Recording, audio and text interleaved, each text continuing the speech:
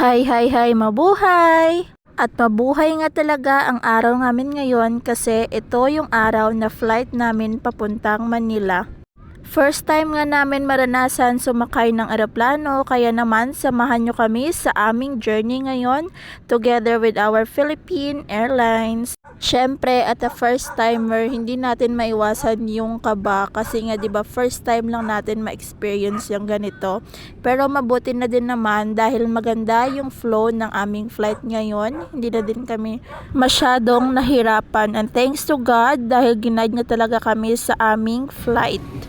At salute din sa crew ng Philippine Airlines kasi sobrang accommodating nila to the point na hindi ka talaga maboboard sa flight mo kasi naman ang handsome na kanilang crew. Ay naka! So eto na nga, medyo ini-embrace din namin yung moment na nandito na kami sa loob ng plane, ganyan, nood-nood sa labas. Syempre first time, kaya naman let's embrace our moment, diba? Minsan lang to. And speaking of, ay nako, yung kilig ko, grabe. Hindi naman ako sa bintana nakapwesto pero sobrang swerte pa din kasi ay. O ayan, kilig girl.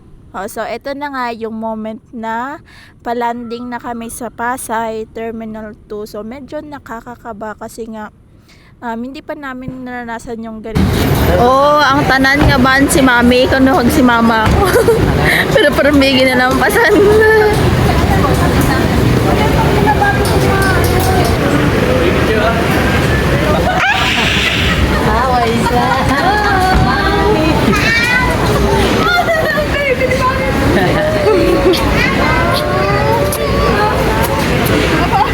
Kasi sobrang safe din ng flight nila.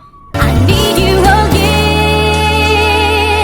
I just wanna love you forever, and I wanna hold you just like before.